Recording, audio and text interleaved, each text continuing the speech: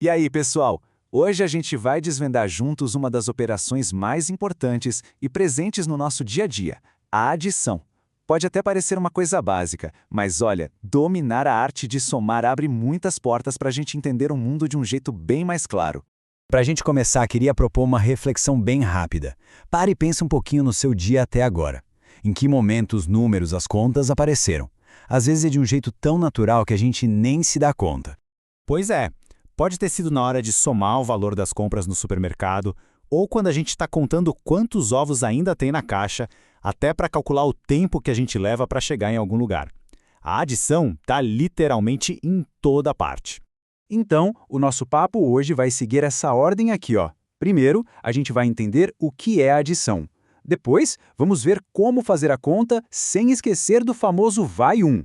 Aí, a gente passa pelas propriedades da adição, que são umas regrinhas que ajudam bastante, vê como somar números com sinais diferentes e, para fechar, vamos resolver um probleminha prático. Tudo pronto? Então vamos lá!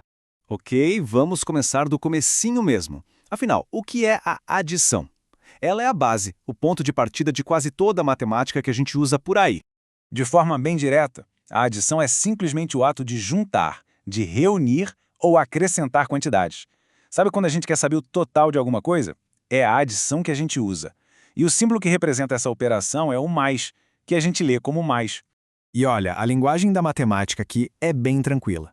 Toda conta de mais tem basicamente duas partes. As parcelas, que são os números que a gente está somando, e a soma ou total, que nada mais é do que o resultado final da conta. Simples assim, né? Agora vamos para a parte que interessa. Como é que a gente bota a mão na massa e faz a conta? Existe um jeitinho de organizar os números que garante que o resultado saia certinho. Olha, o grande segredo aqui, a dica de ouro, é a organização. Para não se perder, principalmente com números maiores, o truque é alinhar tudo direitinho. Unidade embaixo de unidade, dezena embaixo de dezena, centena embaixo de centena. Essa organização na vertical é a chave do sucesso. Vamos ver esse exemplo aqui. 432 mais 257. Primeiro, a gente alinha os números. A gente sempre começa pela direita, tá? Pela coluna das unidades. Então, somamos 2 mais 7, que dá 9. Beleza. Agora, a coluna do meio, das dezenas. 3 mais 5, que dá 8. E, por último, nas centenas, 4 mais 2, que dá 6. Pronto. O resultado é 689, sem complicação. Certo. Agora vamos para uma situação super comum e que às vezes dá um nó na cabeça. O que a gente faz quando a soma de uma coluna dá 10 ou mais? É aí que entra o famoso vai um, que o nome técnico é reagrupamento. A lógica por trás do vai um é bem mais simples do que parece. Pensa só, se a soma das unidades dá 15, por exemplo, o que é 15? É uma dezena e 5 unidades, certo? Então, a gente deixa o 5 ali na coluna das unidades e leva aquela uma dezena para ser somada junto com os outros números da coluna de dezenas. Faz sentido, né?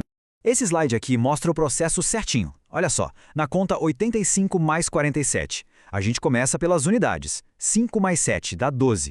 A gente não pode colocar o 12 ali, então a gente deixa o 2 e sobe o 1 para a coluna das dezenas. Agora, na coluna das dezenas, a gente soma tudo. Aquele 1 que subiu, mais o 8, mais o 4. Isso dá 13. Como não tem mais nenhuma coluna para subir, a gente coloca o 13 ali na frente. E o resultado final é 132. Bom, a adição não é bagunçada. Ela segue umas regras, ou propriedades, que na verdade funcionam como atalhos para facilitar a nossa vida. Vamos conhecer essas regras do jogo. Basicamente, são 3 propriedades bem importantes. A primeira é a comutativa, que diz que a ordem dos números não importa. Tanto faz 5 mais 3 ou 3 mais 5, o resultado é o mesmo. A segunda é a associativa. Se você tem que somar 3 números ou mais, não importa quais você soma primeiro, o resultado final vai ser igual. E a mais fácil de todas é a do elemento neutro. Qualquer número somado com zero é ele mesmo. O zero não muda nada na conta de mais. Ok, vamos deixar as coisas um pouquinho mais interessantes agora. E quando a gente precisa somar números positivos e negativos, como é que faz essa conta? Essa tabela aqui é uma mão na roda, ela resume tudo direitinho. A regra é a seguinte: se os sinais dos números são iguais, como em menos 3 com menos 5, a gente soma os números normalmente e só repete o sinal, ou seja, dá menos 8. Agora, se os sinais são diferentes, como em menos 7 com mais 2, a gente faz uma conta de menos, subtrai o menor do maior e o resultado fica com o sinal do número maior. Nesse caso, 7 menos 2 dá 5. Como 7 é maior e é negativo, o resultado é menos 5. Chegou a melhor hora. Vamos aplicar tudo isso que a gente conversou num problema bem prático, do tipo que aparece no nosso dia a dia.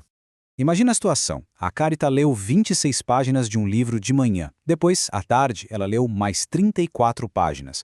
A pergunta é bem simples. Quantas páginas ela leu no total? A operação para resolver isso é, claro, uma adição. 26 mais 34. E a resposta é 60. Vamos fazer a conta juntos para ver? Começando pelas unidades, 6 mais 4 dá 10. A gente deixa o 0 e vai 1 lá para cima. Agora, na coluna das dezenas, a gente soma o 1 que subiu com o 2 e o 3. O total dá 6. Então, a Carita leu 60 páginas. A gente acabou de ver o vai 1 funcionando na prática. E no final das contas, é isso que a gente percebe, né? A adição é muito mais do que só fazer uma continha. É uma ferramenta poderosa que ajuda a gente a organizar o nosso mundo, a entender as quantidades e a dar um sentido para os números que estão por toda parte. E para a gente fechar, quero deixar uma pergunta no ar para a gente pensar. Agora que a gente relembrou como a adição funciona, em que outra situação do seu dia a dia essa operação tão simples pode te ajudar a simplificar as coisas? Fica aí a reflexão. Muito obrigado pela companhia